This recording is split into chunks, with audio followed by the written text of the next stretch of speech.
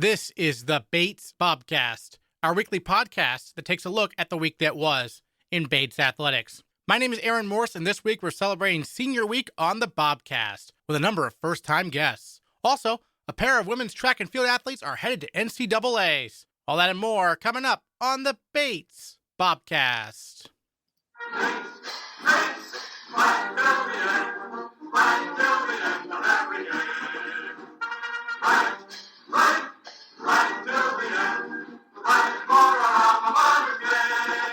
Bates women's track and field runners junior Chrissy Aman and senior captain Jill Richardson are headed to Rochester, New York for the 2023 NCAA Outdoor Championships. Aman is competing in the 1,500 meters on Thursday, and if she makes the top 12, she would compete in the finals on Saturday. Meanwhile, Richardson, who recorded the best 5K of her career Thursday at the MIT qualifying meet, is running it back Saturday night on the biggest stage. They joined the Bobcast this week to preview nationals. Well, Jill, let's start with you because the MIT final qualifier, you were kind of on paper on the outside looking in, entering it, and then all you did was break 17 minutes, new personal record, up there in the Bates all-time top 10. I mean, take us through the race and what your mentality was kind of entering it, knowing that you really had to turn in a big performance, and you did. Yeah, it was definitely a little, nerve-wracking, but it was, pretty nice weather, and we had a pacer, and then me and a couple of the MIT girls were just able to, switch the lead, which really helped just keep us on the right pace. And so, yeah, it was a fun one. And what was kind of your reaction? What was the reaction from your coaches when you crossed the finish line there? First. Yeah, it was really exciting. Definitely was, my parents were right there at the finish line, too, so I was just, hugging them, and it was very exciting. And Chrissy, you kind of already knew you were in, so you didn't have to race at MIT. What was your reaction to find out Jill was going to be coming to nationals with you? Well, I already knew it was going to happen. I had been predicting this all season when at Providence she ran a 75-second last lap, so I knew it was coming. It was just kind of when is it going to happen? And then I knew, the weather was going to be perfect and, they had a pacer, so I was I wasn't surprised at all. But I was refreshing the live results intensely because my coach, 2 days before the final qualifier meets, called me and was just so you know, you're number 18 right now, or I think I was 16, and he was and there's 6 girls who are running at these final qualifying meets that could potentially beat you. And I was awesome. So then that night I was just sitting there with 3 pages open of different meet results, just refreshing, waiting to see whether I was in or not. So that was a little stressful, but I knew Jill was in, so. That's interesting. So I thought you probably knew you were in, but the exact opposite. You were nervous also. Yeah. Yeah. I mean, there was no one at the MIT meet that would have been fast enough for me to race with, so it wasn't I could go and compete. So I was kind of just well, just the way she goes if I don't make it, That's interesting. So you mentioned, your competition really matters in terms of the speed you produce. Take us through how that works, sort of. Well, I mean, I know there are some runners who are better than me at, racing alone. Jill usually is pretty good about it. I think maybe it's easier in a race like the 5K, but for me, if I don't have someone in front of me, I'm gonna be jogging, so I'm really competitive, so I need someone there to, get me going. Well, Jill, you mentioned you had a pacer in the 5K. How does that help you? Yeah, well, it was just before we talked about okay, she was gonna go 81s, which would basically, we knew that would get me under the qualifying mark. So it's definitely just easier to have somebody right in front of you. You can just kind of relax your mind knowing that they're hopefully gonna keep on the right pace. And so after you crossed the finish line and celebrated the victory and kind of saw your time, did you go and check the live stats just like Chrissy was? Yes, we were, me and Coach Feldman, we went to a taco place after, and Coach Feldman was all right, we gotta, be looking on the live stream. Chrissy's kind of, getting close to the edge there, so we were definitely really excited when you could see it coming in that she was still gonna be okay.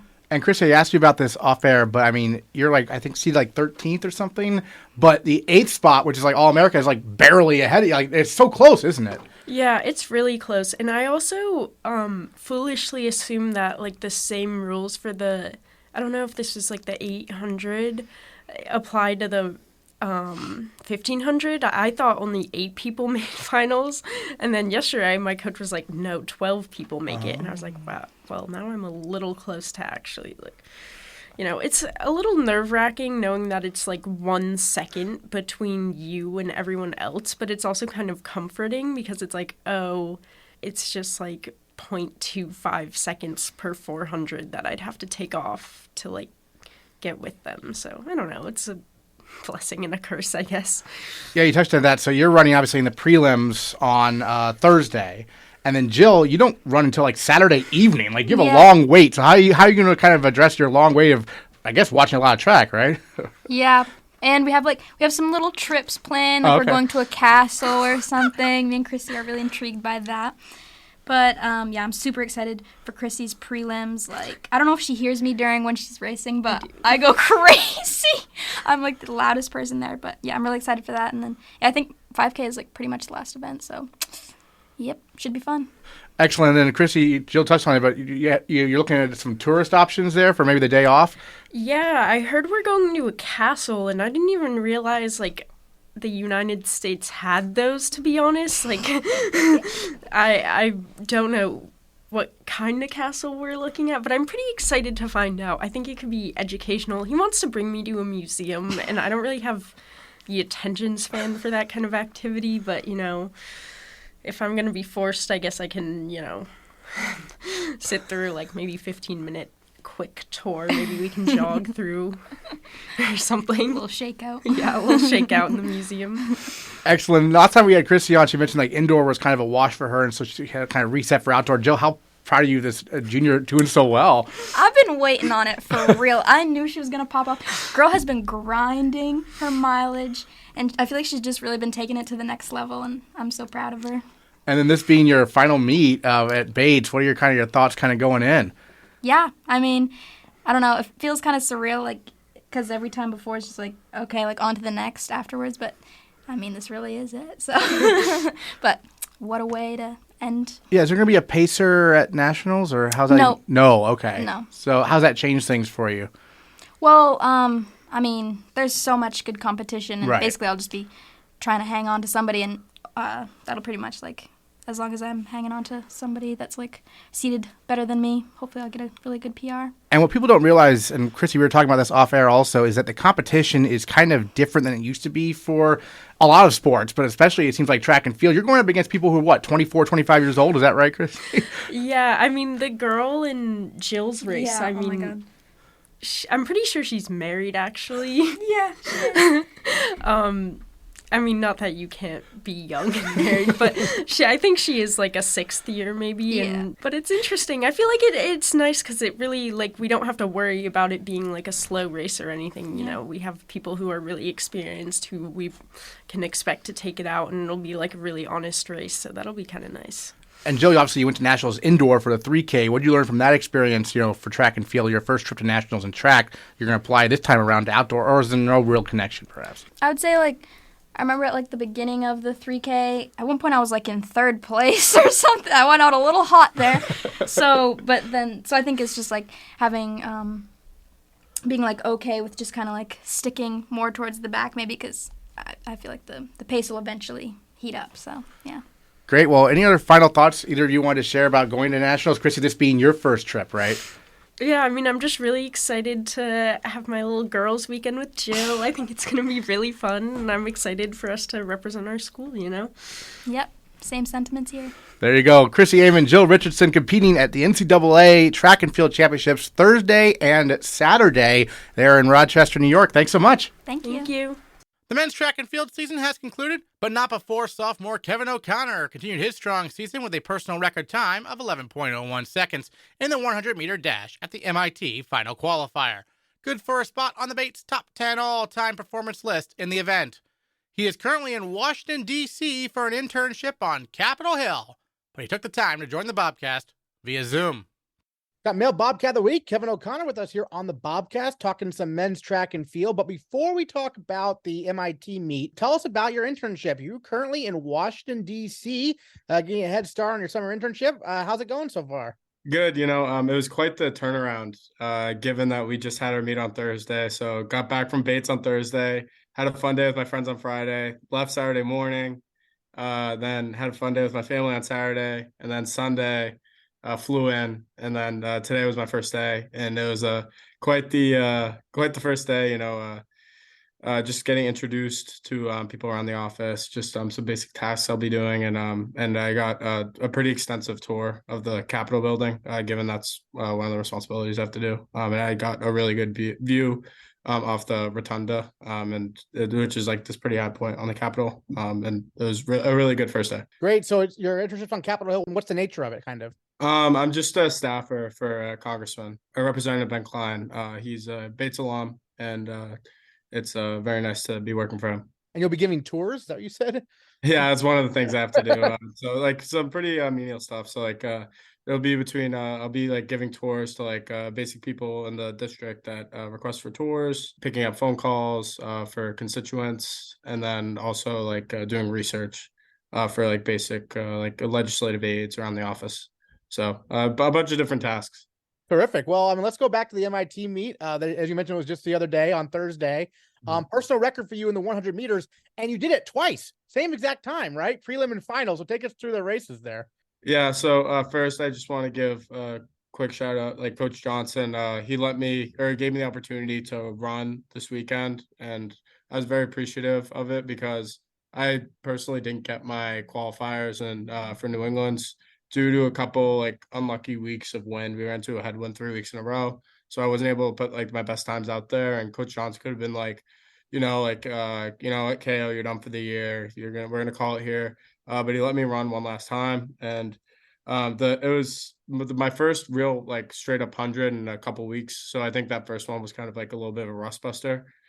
Because there was a little more wind on it. It was like about 2.0 wind. It was still legal. I think it was 1.9 actually. And then the second one was 1.0 wind. So the second one was a little more impressive. But again, it's like weird. I did the same thing at Bowdoin. I ran 708 twice. It's just like a weird thing, I guess, that happens with me. Great. And then we were talking with Derek the other day on the Bobcast about how going from the 60 to 100, he was a little surprised at how significantly different it was. What's the transition like for you? I mean, you had an outdoor season before, unlike him, but what's that transition like from your perspective? Yeah, so I mean, Derek has had an incredible year. Like he's been like so incredible to watch. All the accomplishments that he's had between breaking the 60 record to bringing it down to 692, which is an absolutely insane number. I don't think people realize it because it's not like as renowned as the 100. And then just coming out in the 100, kind of opening up with some slower times, and then coming out down to 1074, which is a crazy time, like an absolutely ridiculous time, especially after like people were like, Derek's good the 60, like we'll see how he's in the 100. 1074 is crazy.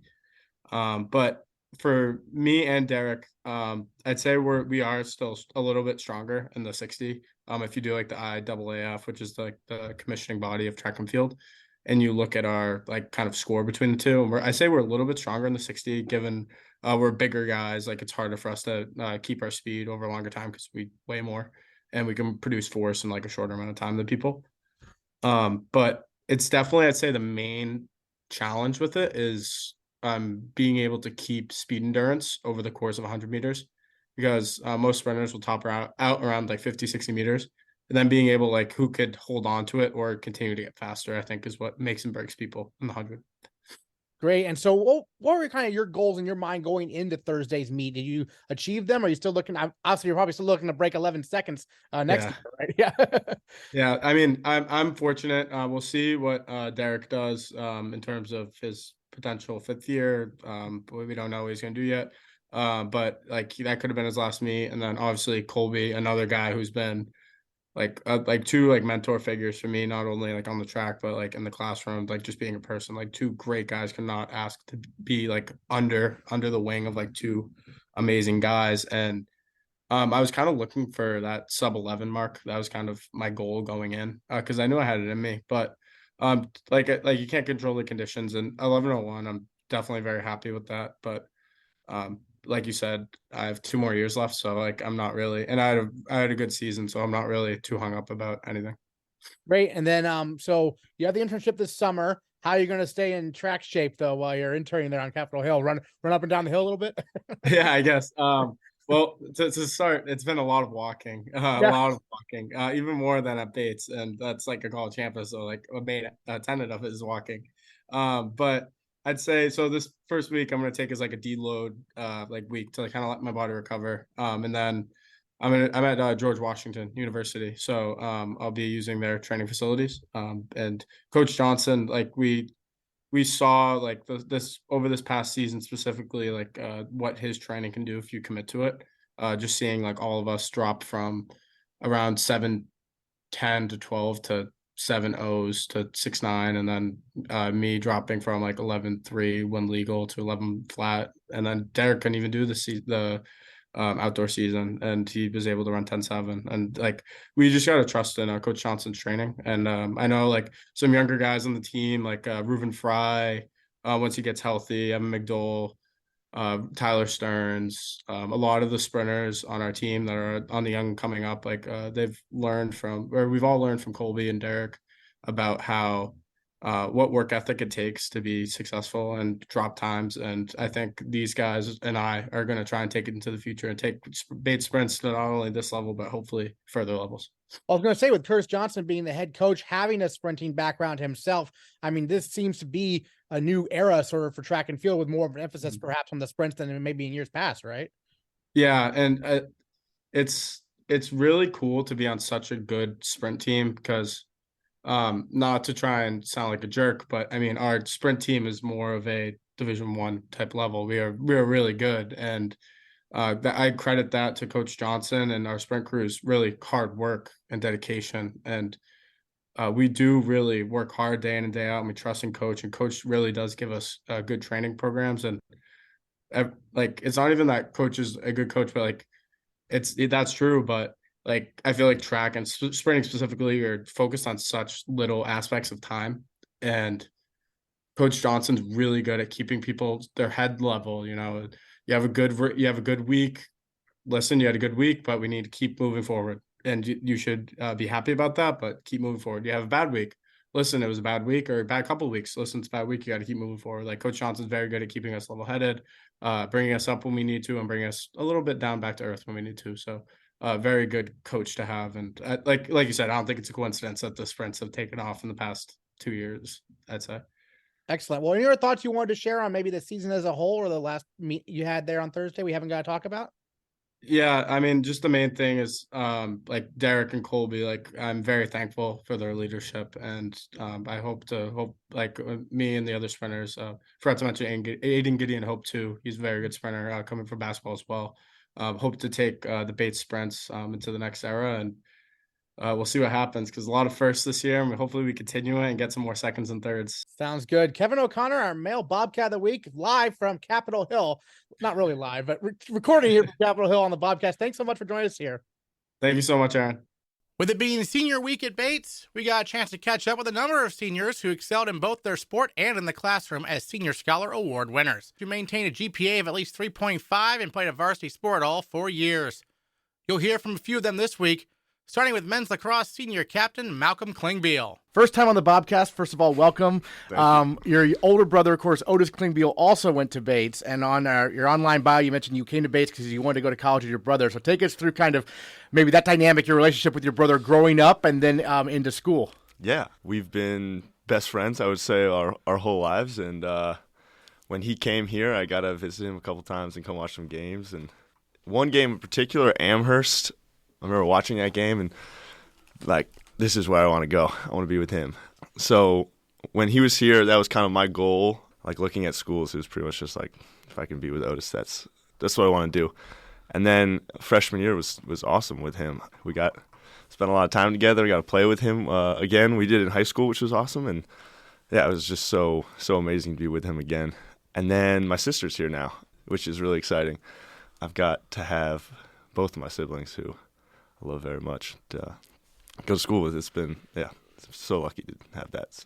It's interesting because, you know, the Klingbeils, you're all from Ohio. So it's amazing they ended up here in Maine for school, right? I know. I keep telling my coach, you got to look for more Ohio guys because I think freshman year we had 4 or 5, which I don't know if there's another Ohio lacrosse player in the NCAAs. So I was kind of hanging my hat on that. And Yeah, a lot of pride for Ohio. Ohio against the world, and yeah, we need more Ohio in the NCAAs. Well, one of the great Bates players of all time, Kyle Weber, was from Ohio. I'm sure you're familiar with him. I'm very familiar with him. A lacrosse idol, Kyle Weber. Yeah. Well, I guess because you're a midfielder too, right? Yeah. Yeah. So certainly. That Amherst game, he had like 6 goals. I think. Yeah, that's. I think that was the NCAAs. I think. Yeah, Matt be, Lastava had a huge game there, and it was yeah. a great win for Bates, certainly. Yeah. But I mean, for you, you were a captain this year with a new head coach. So how did that kind of go in terms of working with him, because you were familiar with the program and he was new, Dan and Nino. But obviously, being a leader, what was that experience like? It was great. I forgot how much goes into running a team. I remember sitting down in our first meeting. And it was a long one, and we just went through so many details that I didn't think we needed to, or I hadn't thought about. So I definitely was familiar with the program, but we definitely rebuilt things, which was really exciting. And I think it was really fun to take a step towards like a new style, just a new play in lacrosse and a new culture for the team. Which I think has been really positive. And so being a part of that and being able to work with him and the other captains and the team and doing that, it was a really special experience. And Dan was coaching at Johns Hopkins before he came to Bates as an assistant, I believe. And so coming from a D1 lacrosse program, what kind of energy did he bring? What kind of, you mentioned the culture, what kind of, what is he trying to establish for men's lacrosse kind of going forward? Yeah, I think on a very foundational level, he preaches servant leadership, which is like leading with putting other people before yourself at all times, which I think is a really amazing message that he's pushed for us. And then just lacrosse-wise, he just loves it so much, and he is so knowledgeable about it. So that passion and that continuous drive, that it was really cool to see, because he just knew a lot, and I was learning a lot. There are things that I just hadn't thought about lacrosse-wise that he was bringing up, and it was really just like a way I hadn't thought about the game. That was really cool to see. Practice was way more intense, and which we needed, and yeah, it was all around just a good rebuild of where we're at. Yeah. Talking with the class of 2023, depending on what season you're in, your experience with COVID was different, kind of. Mm-hmm. Spring, I thought, had the worst, right? I mean, 2020, your first year, everyone gets sent home. Yep. And then 2021, you played a few games, right? But not really. I mean, you really only had 2 full seasons. So tell me how the class of 2023, from a men's lacrosse perspective, kind of stuck together through those first 2 years where you're trying to get adjusted to college in a completely unprecedented situation, right? Yeah.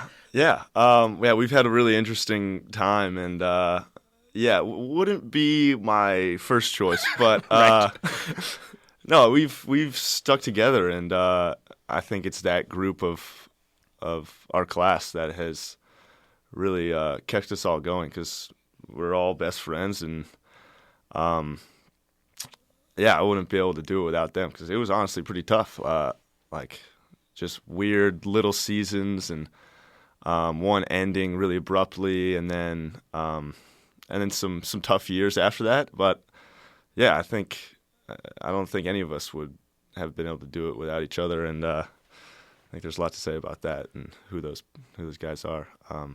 So a lot of love for them. Yeah. And then you mentioned your brother Otis. I mean, growing up in Ohio, did you just start playing lacrosse because he was, or how did that kind of go? My cousin Will. Okay. He's from San Francisco. He introduced Otis and I in like 2nd grade probably, and so I was really young, and then Otis started playing, and Ohio is like a weird outlier in the Midwest, I'd say. Like there's a good amount of lacrosse going on, so there's a lot of people playing. So yeah, I guess I followed him, and we had a lot of friends playing as well. So terrific. And then you're a senior, so I got senior week, so I want to ask what your post-college plans are right now. That's a great question. I'm probably headed back to Ohio, working on the farm for the summer, I believe, and then hopefully moving to San Francisco and living with Otis potentially, and RJ Sarka, who's in his class as well. So hopefully be out with them and looking for a job throughout the summer, I guess. So you grew up on a farm? Yeah. Okay, so what was that experience kind of like? That was awesome. Yeah. It was a sheep farm for my entire life, and then we just sold all the sheep 2 years ago, and now we're doing vegetables. So last summer was like me and my good friend Helen just kind of figuring out, trying to she knows a lot about growing vegetables, so it was just me and her teaching me, and then me trying to figure out how to sell these vegetables. So doing farmers markets, and that was fun. But definitely coming in this new summer with some different expectations. Hopefully growing it a little more. So we'll see on that. Excellent. And so as a senior, you're about to be an alum. Looking back, or actually looking forward, I should say, as an alum, how do you want to see the men's lacrosse team kind of develop with this, new leadership and a new era, sort of, as you watch the games from hopefully California, right? Yeah, I think there's a lot of positive stuff coming up in the future. I think we're going to be bigger and faster and stronger, just more athletic, and I think we can do a lot with that. And I think we're going to be a lot more of a skilled team. So I think we're going to hit hard and we're going to score a lot of goals. I think there's going to be a really awesome culture switch and like putting character before all else, which I think is a really amazing thing that our coach is pushing. Yeah, I think we're gonna be a force in the NCAAs. They're coming. Yeah. Absolutely. Well, I guess any other thoughts you want to share about your time at Bates we haven't got to talk about? I think the people of Bates really make it what it is. It's a pretty fun community of caring people and just some really great teammates and a lot of support and a lot of love, and yeah, super grateful for that. Just good people here. Had some really good times. Excellent. Senior captain of the men's lacrosse team, Malcolm Klingbeil. Continuing a long line of Klingbeils that are going to be hopefully coming to Bates here. And thanks so much for joining us on the Bobcast. Really appreciate it. Thanks for having me. Patrick Bergin and Sylvia Battye were the only seniors this year for the Bates golf teams. Both of them join us this week on the Bobcast for the first time. Senior week rolls along as we catch up with the two Bates golf seniors. We've got Patrick Bergin, senior captain of the men's team, and senior Sylvia Battye of the women's team as well, join us here on the Bobcast. And Patrick, let's start with you. As a captain this year, what was it like leading this group? Because very exciting group, and you must have been really proud of what the team was able to achieve this year, right? Sure. It was fantastic leading these guys. I've been around a lot of them for a pretty decent amount of time, and then obviously we got two fantastic freshmen with Henry Elric and Chris John. And it was just a huge privilege because I've always looked up to the captains when it was Julian and Andrew and Preston, and then eventually Captain Jack, one of my favorite people on the team. So it was just a huge privilege to carry in their footsteps. Great. And Sylvia, a senior on the women's team, obviously a young and exciting team as well. But, take us back when you were, looking at colleges. What made Bates the place for you, and how did you get involved with the golf team?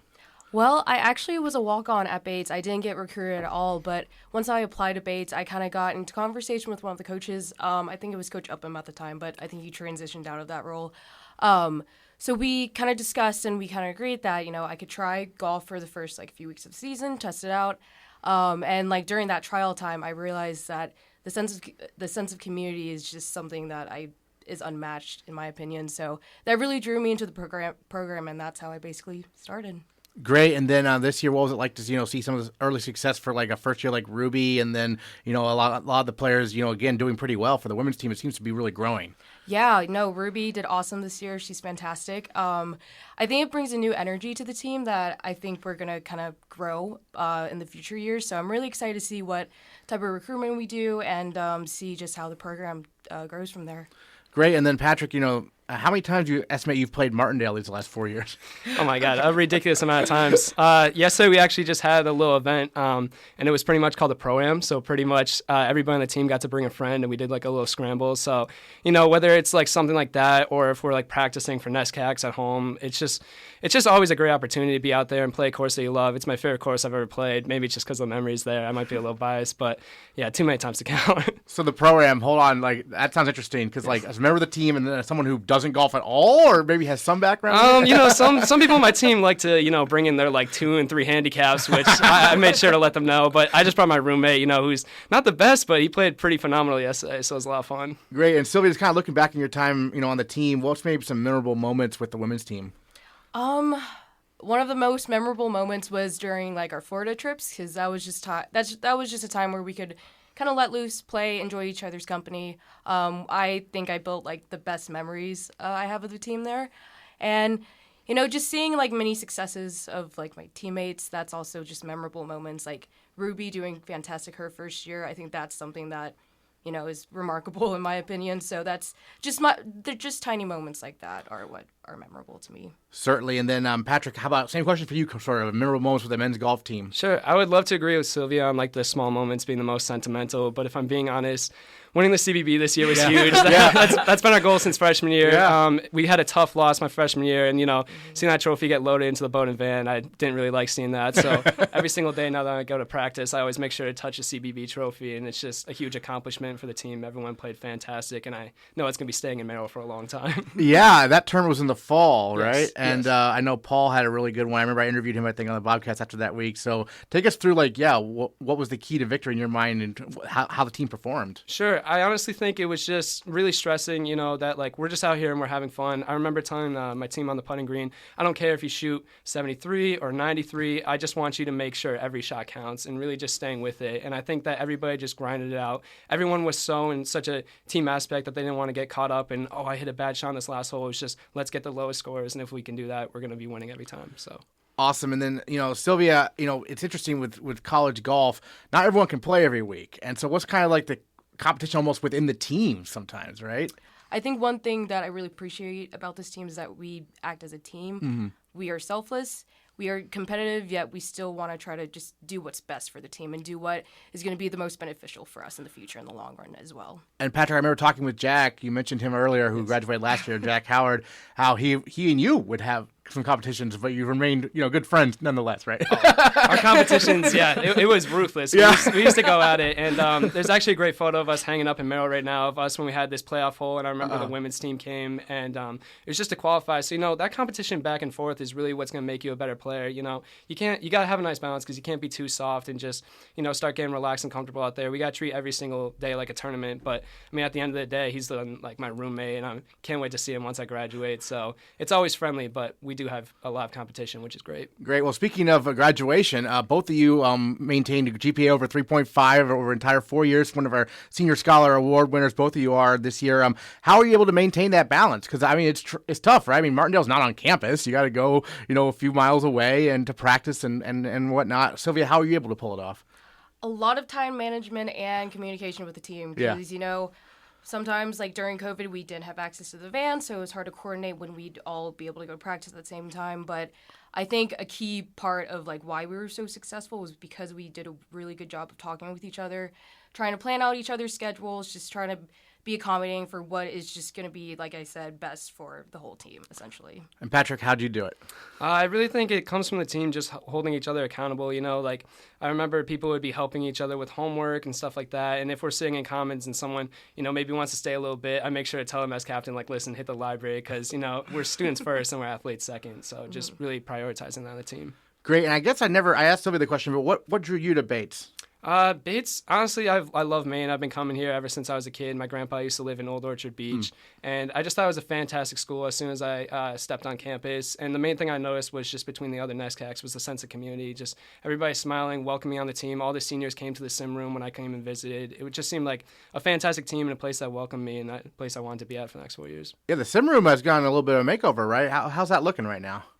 I actually have yet to try it out, but I got a mini tour or a little intro to it with Maddie. So she kind of showing me the process, but it is super sweet. It looks definitely sharp. It's sharp looking. Your thoughts on that? It's fantastic. Yeah. It tells you literally anything you can think of, spin rate, club path, club angle of attack. It has everything there for you, and you can play at St. Andrews, when it's the middle of Maine and snowing and stuff. So just having that there, I think it's going to be really an integral part of making sure this team's successful in the future. Great. Well, any other thoughts either of you want to share about your time at Bates, or maybe actually plans going forward also, since you are seniors, right? We can start with you, Sylvia, if you want. I will be attending Northeastern at one of their graduate programs for Global Studies and International Affairs. Great. What are some of your long-term goals there for that studies?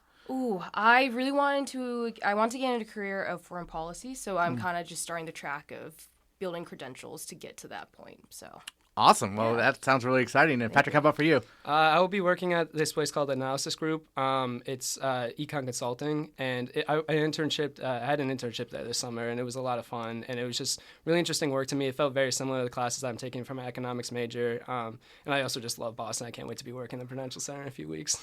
Sounds good. Patrick Bergin and Sylvia Battye are 2 golf seniors. Thanks so much for joining us on the Bobcast. Thank you so much, Aaron. Rounding out our senior week interviews, we chat with senior Rebecca Feist from Nordic skiing.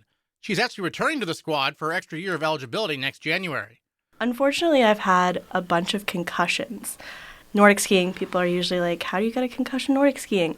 But it is kind of dangerous. You do go downhill and you go pretty fast and you don't wear a helmet. So I actually got my first concussion in 2020 right before we got sent home for COVID. And then I've had multiple since, which have required me to take time off from school, so I'm a little behind. So I have 1 more semester left, and because I still have skiing eligibility, I get to ski, which is pretty great. So tell us about, the experience of being on the Nordic team so far here at Bates and, this year being one of the leaders of the team since you were one of the few upperclassmen because a young women's team, I know. Yeah, we have a super, super young women's team. I was the only senior woman, which was a really strange but also rewarding experience because watching the younger athletes grow was probably the best part about being on the team. I have just so much pride, and I admire my younger teammates so much, and watching them kind of go through what I think is the hardest circuit that I've been on ever. The EISA has just gotten more and more competitive year after year. I mean, when I matriculated to Bates, my first couple seasons were nothing like this. This is just so much more competitive. And watching my younger teammates face those challenges head on and overcome them has been really amazing to see. Excellent. Were there any particular moments that really stood out for you this year in terms of that type of thing? This year, I think I was most proud of watching all the freshmen compete in their first 20K. We recently introduced 20Ks into the EISA. Women never raced that distance before. It was only men. And a lot of the freshmen came in having never even raced a 15K, let alone a 20. And watching them kind of freak out in the van before and be like, holy crap, I can't do this. I'm going to die. I'm going to pass out. And then, of course, watching all of them finish and all of them, try their hardest and perform their best. That's a really beautiful thing to see. Excellent. Well, take us back to when you were in high school. What led you to Bates initially? I think what attracted me most to Bates was the sense that I could be both an academic, I could work really hard on my academics, but I could also prioritize skiing. There were a lot of other schools where I interviewed with coaches and I got the sense that it was going to be skiing first, and I didn't want that. And the coaches here really seemed to understand that you need to work hard in all areas of your life and they all complement each other. And then the other thing that really drew me here was the sense of, team that they had. It was very much emphasis on team first. The performance of the team is more important than the performance of the individual. And all the goals were kind of team goals.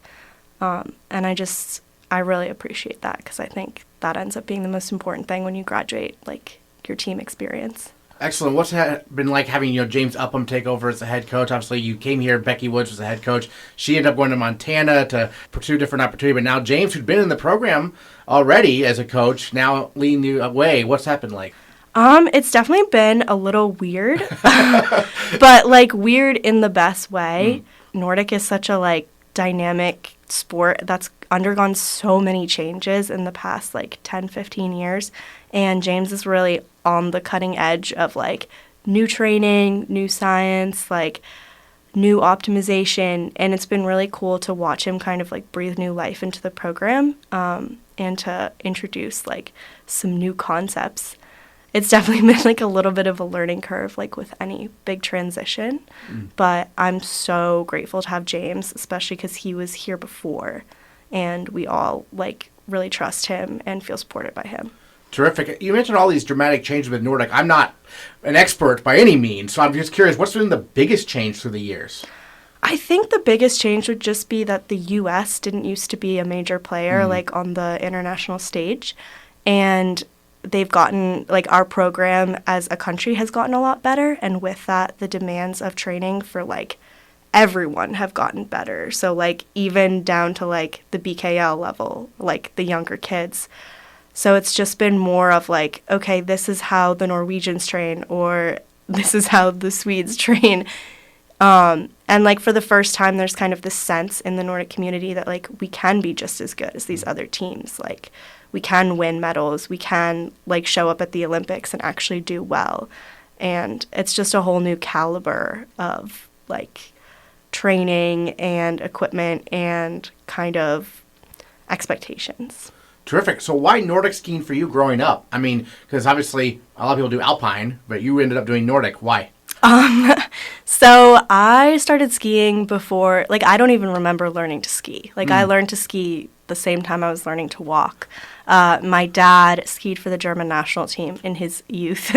And so naturally he introduced me and my siblings to the sport very young.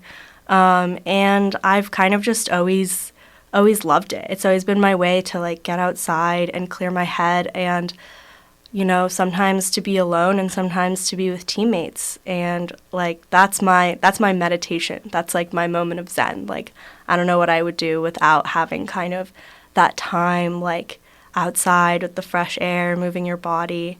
It's where I think most like myself. Great. Well, any other thoughts you wanted to share about your time at Bates on the Nordic team, or perhaps in the classroom as well, what you've learned there that we haven't got to talk about? I guess just that I think being part of a team sport has been such an integral experience to my time at Bates, and I think it enriches like a student's time in such invaluable ways that just cannot be like overstated. And I guess I would encourage anyone who's thinking about doing a sport in college to definitely go ahead and do it, because you will have experiences that you will remember for the rest of your life, and that will really shape who you are as a person. Outstanding. Well, Rebecca, thank you so much for joining us on the Bobcast this week here on Senior Week, and we will see you next winter. Thank you. Next time on the Bates Bobcast, we'll recap the NCAA rowing and track and field championships as the Bobcats compete for national titles and All-America honors. Check out GoBatesBobcats.com to follow the action in real time, and we'll talk to you next time on the Bates Bobcast.